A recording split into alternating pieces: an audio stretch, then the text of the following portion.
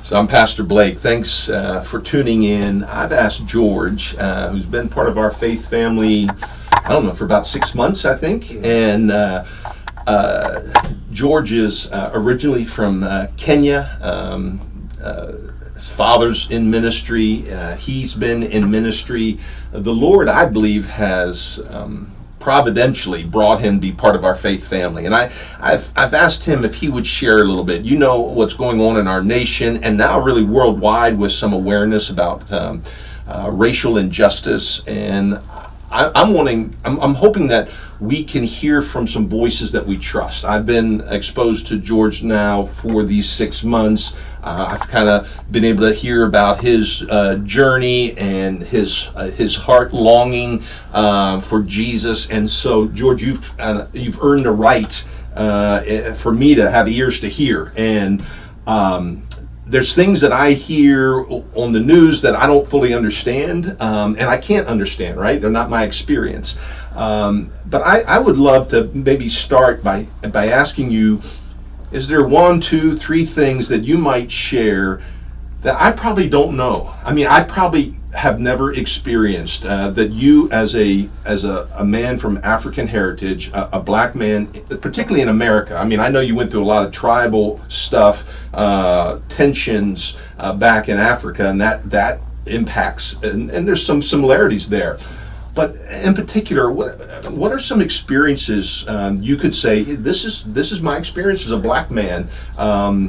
We know you love Jesus. We know you're a man of high character, and yet I'm sure there's things that you have experienced. So what comes to mind? What comes to mind when you say, Pastor Blake and the church probably don't know the kind of experiences I've had? What are some of those?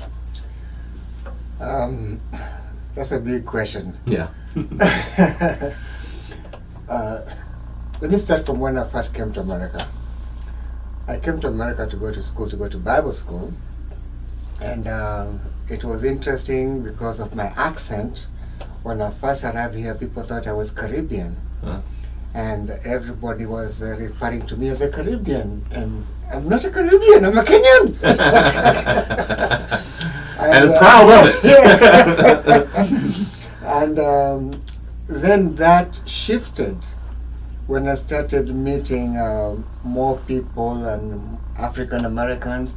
It just shifted. So there was a divide between how the white people treated me and how the black Americans treated me. And also, you could see the difference on how the white people treated African Americans and how they treated people from Africa.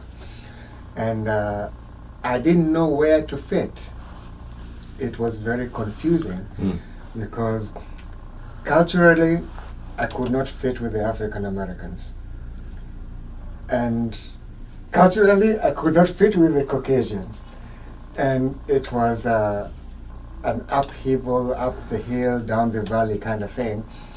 And I think that the saddest point is you don't just feel alone, you don't just feel out of place, but the treatments send a very silent pain, which is very loud. And because then you don't know who to visit, who not to visit, who to associate with, who not to associate with. And that is from the secular perspective. From the spiritual perspective, some of the missionaries that you knew, that you worked with and worshipped with, even they distance themselves when they're here, they're different. They're not like they are at home. And it was a very confusing 3 years of Bible college. Because in Africa, you want to go visit somebody, you just go. You knock on the door. And you come in and there's a cup of tea, there's whatever they have, however little, they will share. And here, if you did call, somebody meets you at the door and say, why didn't you call? And that was a cultural thing that just would throw me off. And then I learned that before you visit somebody in America, you have to call. And so it took a long time for me to adjust to that.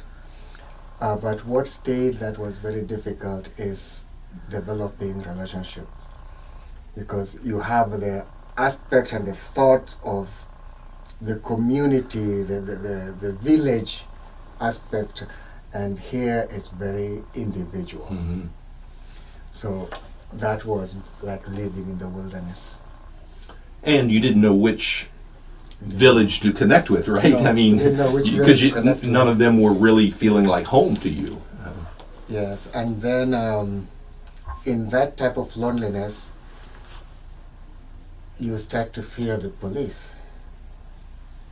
One of my the people I was working with in the kitchen, I was paying my school fees through job study, and I was the assistant to the cook, and the cook got a house just across the street from the college.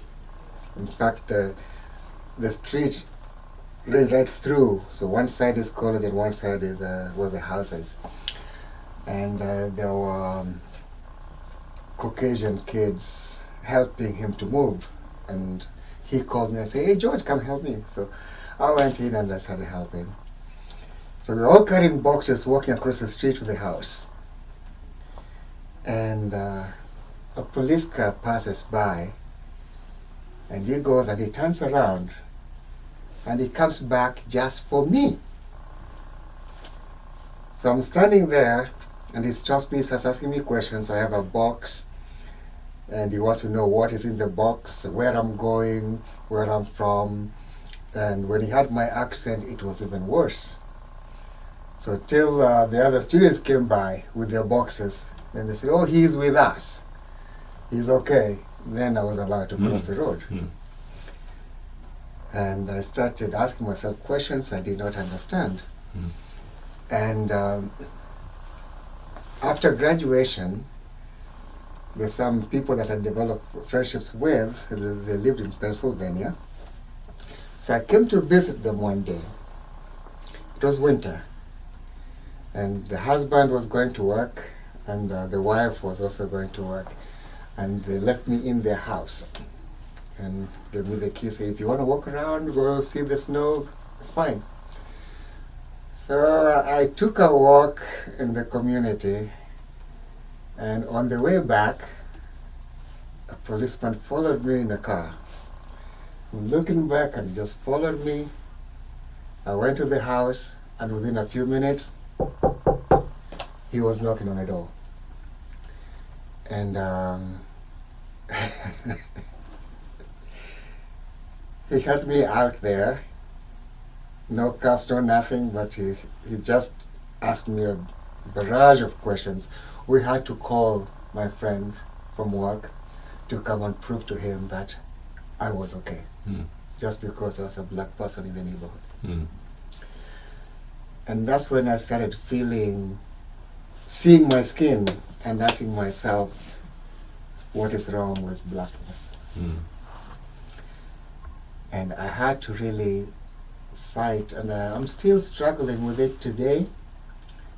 Not as much as back then, but it's still a struggle to know that in this country of freedom, you are still not very free. I used to walk looking over my shoulder, and if you see lights, police cars, there's just a fear that comes, and you step aside, you don't know what's going to happen till they pass. And it makes you feel like, are you really human? What is wrong with you? And you have to really encourage yourself to see, where is this coming from? Is it human? What is it? And it took a long time processing that. So when I went back to Kenya to be a full-time minister and teaching history and getting into deeper historical past, personally I have come to a conclusion that racism is a spiritual thing. There's a spiritual force behind it. And as the Bible says, to whom you yield yourself servants to obey, the servants you are. So those who yield themselves servants to obey the spirit of racism will serve that spirit of racism. And spiritual things can only be taken away by the Spirit of God. If something is medical, we can go to a medical doctor. If something is psychological, we go to a psychiatrist or a psychologist. But when it is spiritual, it has to go back to God. And I had to turn my feelings back to God because I needed that peace. But it is very hard. I was a chaplain at one of the hospitals here in Virginia. And going through the process of becoming the chaplain, it was very heavy. So I asked the pastor, what do you think if we started one? And he was like, yay, that's a good idea. So when the day came to start one, and I was called in, I went, and there was another elder sitting in there. And that was it was a shock. And they were sitting there to interview? No, he was already employed to take the department, to start the department. I wasn't told about it. I didn't know till I got there. So I said, okay, he's going to be our main person, and if you want to, you can work under him. So I did not complain. Waited, and the next weekend we met, and I asked him, do you have any training in clinical pastoral care? He said, no. Have you been a pastor? No. Have you been a church counselor? No. But then he was there to be my boss.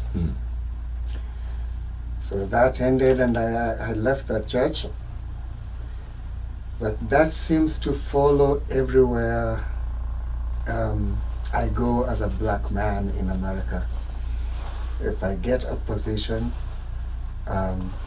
whoever is my trainee is groomed to be my boss.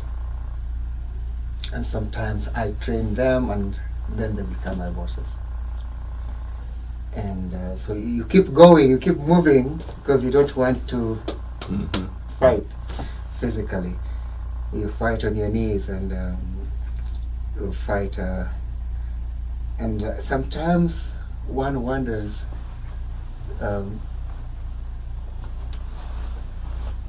when does one get to stand up and say, enough is enough, and I'm going to keep this place, and you take care of this white man, get them out of my job.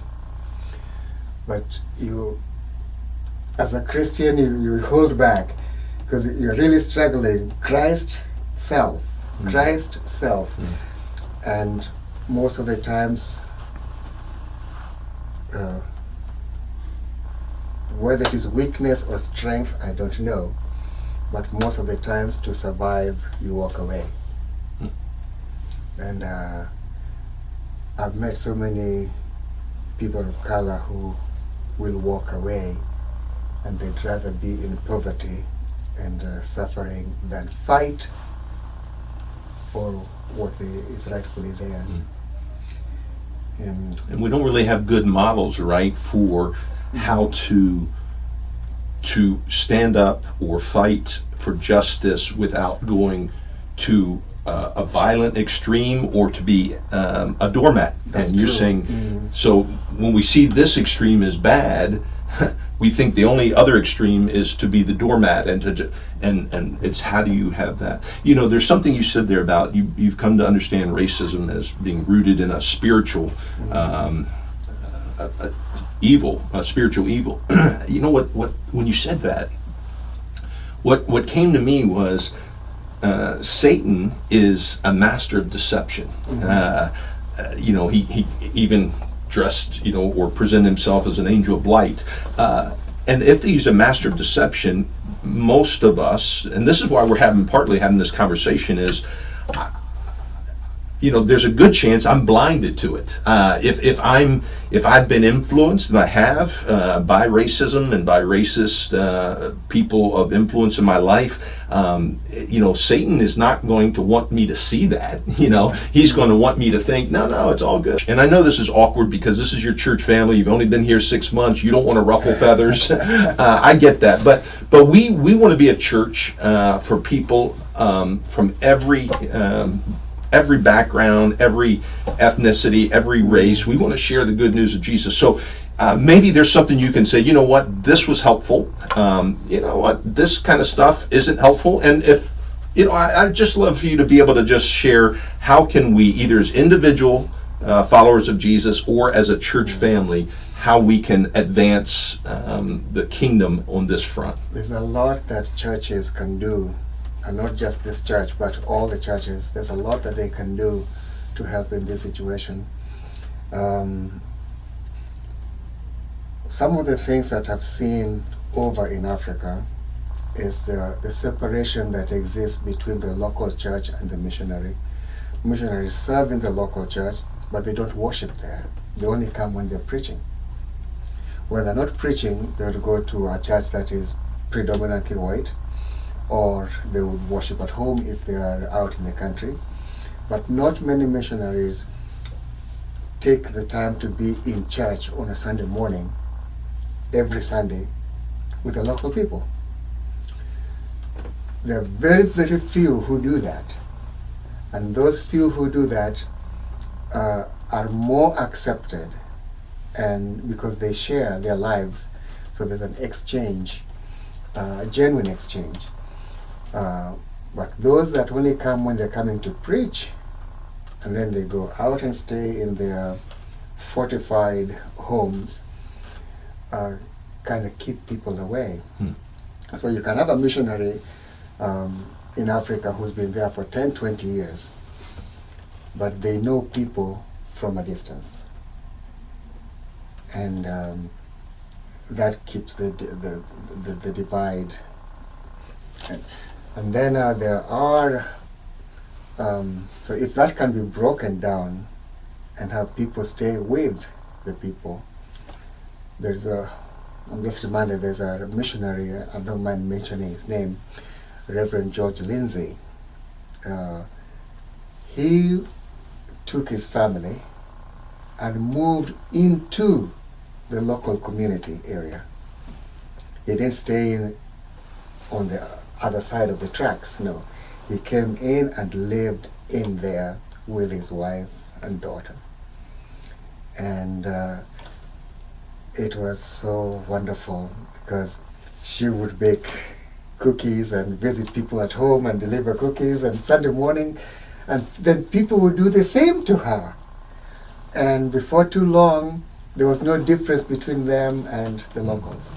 So I just want to try to make a connection here. So, because some people maybe watching this are going like, okay, that's great for missionaries. But what I hear you saying, at least I'm trying to interpret part of this, is instead of us reaching out to African American community or even our African immigrant community, reaching out only to serve them, and just kind of like once a week we go to serve them, is actually we do life with them. That's what I'm coming to. Okay. If that can be happening in the United States of America, where people are mingling and mixing and serving one another biblically, it will taper down. The racism will taper down. Okay. Yeah. And where there are intermarriages and stuff like that, as God leads, you don't force people to, right? You don't arrange marriage. Right. But where God creates that, it also will help that to die. But above all is, in Swahili, and even in my language, we say,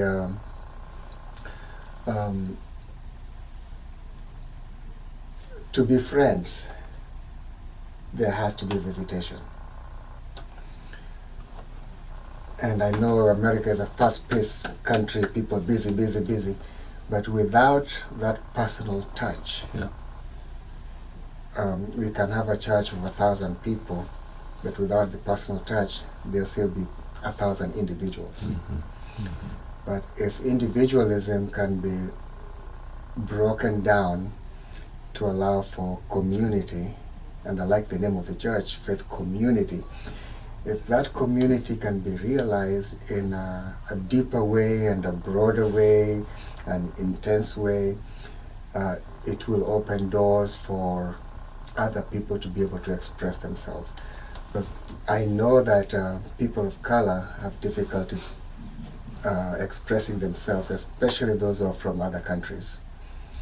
Number one thing that is really annoying is when you speak and somebody looks at you and says, "I can't understand you. Can you please speak English?"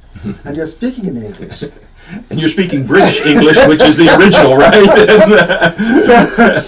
But the more people mingle, the more you get to understand and see the nuances and understand the mannerisms of speech and understand even the flow of speech when they're speaking, and it's easier to understand. Sure. So if every American church can do that and get into people's lives and let the people get into their lives, because the divide is usually there, Yeah. and both here and overseas. There's a big divide. I think boundaries are good and must be there, but sometimes boundaries are so thick that there is no communication. And if those boundaries can come down, people will be much more open to sharing and getting known as they are known. Yeah, because if we don't get known as we are known, we don't have friendship. Yeah, it's superficial.